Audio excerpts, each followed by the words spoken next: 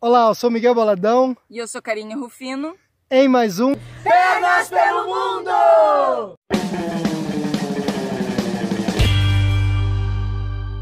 No primeiro albergue aqui tem um ponto que as pessoas deixam as coisas que trouxeram e não precisam mais.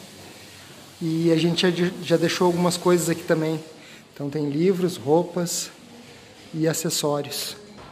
Muito legal.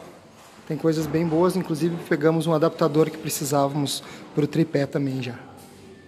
Bom dia! Bom dia! Estamos começando o segundo dia então aqui no Caminho de Santiago. Ontem a gente dormiu então em Roncesvalles, no albergue da igreja, logo o primeiro albergue que tinha na saída da trilha ali do fim do caminho. E a cama custou 8 euros por pessoa e o menu do peregrino 10 euros, foi isso? Isso, exatamente. Tá. Outro dia a gente mostra melhor o menu do peregrino, mas ontem foi todo bem corrido, porque a gente saiu muito tarde, porque a gente teve que pegar o trem ainda e chegou tarde em Saint-Jean, então foi um dia corrido, muito corrido. Hoje vai ser mais tranquilo, já nos tocaram para fora do albergue às 8 da manhã, e tomamos um café da manhã aqui na praça agora, já nos alongamos e vamos partir por uma cidadezinha chamada La Rassuana, a 21 quilômetros daqui. E o dia não vai ser tão puxado hoje porque não tem muita subida como ontem. Bom, para quem não sabe, o Caminho de Santiago é uma peregrinação religiosa. Ela acontece desde o século IX e cada ano que vem passando, vem cada vez aumentando o número de peregrinos de todos os lugares do mundo. E a peregrinação pode ser feita a pé, como a gente está fazendo, de bike, que a gente viu vários ciclistas, e a cavalo também, que vimos somente 2. Todas essas formas são reconhecidas pelas instituições pela igreja, que organizam, enfim, e fazem a manutenção do caminho e oferecem a retaguarda, na verdade, que são os albergues e tudo mais. A gente fala isso porque, na verdade, existe toda uma infraestrutura que oferece um acolhimento prioritário para os peregrinos oficiais, assim. Exato. Por quê? Porque esse caminho se tornou muito famoso e também turístico. Mas existem preços diferenciados para turistas e para peregrinos. Isso, a gente tem uma credencial que cada albergue que a gente passa é dado um carimbo nessa credencial, como se fosse um passaporte, para comprovar lá em Santiago de Compostela que a gente fez todo o percurso, desde Saint-Jean-Pied-de-Port na França até Santiago de Compostela. Tudo isso começou quando o apóstolo Tiago, há muitos anos atrás, num período proibido, né? Foi na época do governo de Herodes, foi isso, né? Isso, é. Era proibido divulgar o cristianismo. Isso. E ele quis fazer a pregação, né, da história de Cristo e veio para essas terras. Ele foi descoberto e decapitado. Então, 2 discípulos dele descobriram, ou estavam juntos, isso eu desconheço, mas foram raptar o corpo dele para poder enterrá-lo na sua terra. O que acontece? Teve a história dos burrinhos lá. Isso, o burrinho empacou num ponto. Os burrinhos que estavam carregando o corpo empacaram e eles interpretaram como um sinal de que era ali que ele tinha que ser enterrado e enterraram. Enfim, eles acabaram sendo mortos também e os anos se passaram. Muito tempo depois, um ermitão que vivia nos bosques viu sinais, luzes misteriosas durante a noite sobre um ponto. E aí ele comunicou lá às autoridades, foram verificar e era onde estava enterrado então o corpo do apóstolo Tiago. E daí foi criada toda essa homenagem a ele, na verdade. Isso, daí se construiu a igreja de Compostela, aonde está o corpo dele, e toda essa peregrinação é para ir visitar o túmulo do apóstolo Tiago em Santiago de Compostela.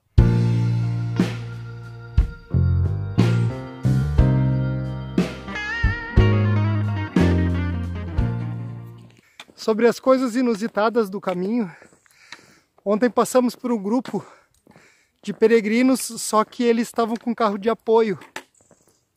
Então levam só a mochilinha bem pequenininha e o resto tudo vai no carro de apoio. Era um grupo de umas 10 pessoas. Isso, de senhores, assim.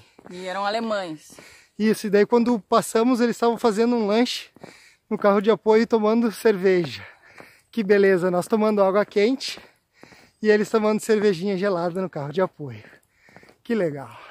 E fatos inusitados 2. Hoje pela manhã, atravessando o vilarejo de Burguete. Estávamos distraídos, buscando, na verdade apreciando a arquitetura e tudo mais. E do nada para um carro que estava vindo do sentido lado contrário. Sentido contrário. Um senhor que nos vendo de um mochilão, né, confirmou se era o caminho de Santiago e nos avisou que era por outro lado, de onde a gente já havia passado. Tipo, a gente tinha passado fazia umas 2 quadras, tinha uma entrada à direita que nós não entramos, nós não vimos a seta e continuamos reto, né? E ele foi à frente, mas ficou nos esperando onde precisávamos entrar e nos deu o caminho correto. Que para seguir. Sozinho não teremos visto e então, teríamos seguido um bom tempo no caminho errado. Então, foi o nosso anjo. No segundo dia. Isso. Isso aí.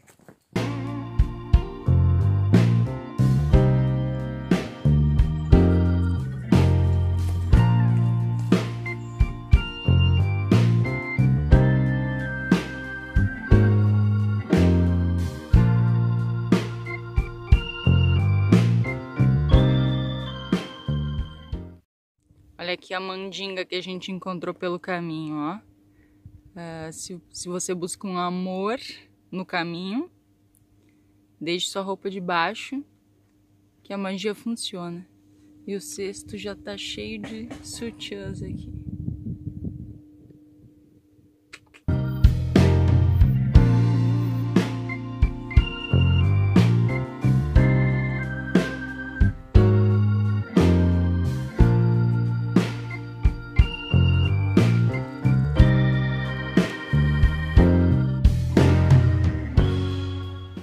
E em relação à escolha do período a ser feito o caminho, nós escolhemos outubro, depois de ter lido vários relatos. E realmente esses 2 primeiros dias, o tempo está bem bom, tem sol durante o dia, não tem feito muito frio nem de manhã nem à noite. Até um dos motivos do nosso peso na mochila é que temos bastante roupa para frio, justamente por não sabermos... Porque aqui é outono, né? Isso, é outono. E o recomendável realmente é fazer entre abril e maio ou setembro e outubro. Então daí escolhemos outubro. Mas trouxemos roupa demais, pelo visto não vai precisar e não vamos usar e vamos carregar 30 dias casacos sem utilizá-los. E não, eu tenho utilizado porque a gente sua, depois quando para ou vai pra sombra, tem vento, mas não todos. Enfim.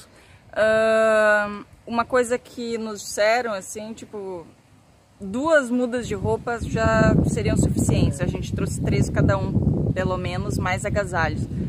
Então, sei lá, vai de cada um, né? Mas fica a dica. Isso aí. Então estamos chegando na vilarejo chamado Zubiri. Não fomos até o local onde iríamos ir, mas é bem pertinho, acho que é uns 2, 3 quilômetros menos. Então andamos uns 19 provavelmente e levamos 8 horas.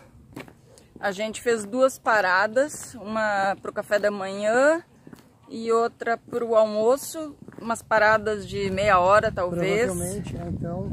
E as gravações também que a gente está fazendo, os takes, nos tomam um tempo também. Então provavelmente teria sido feito em umas 6 horas e meia, provavelmente daria para fazer.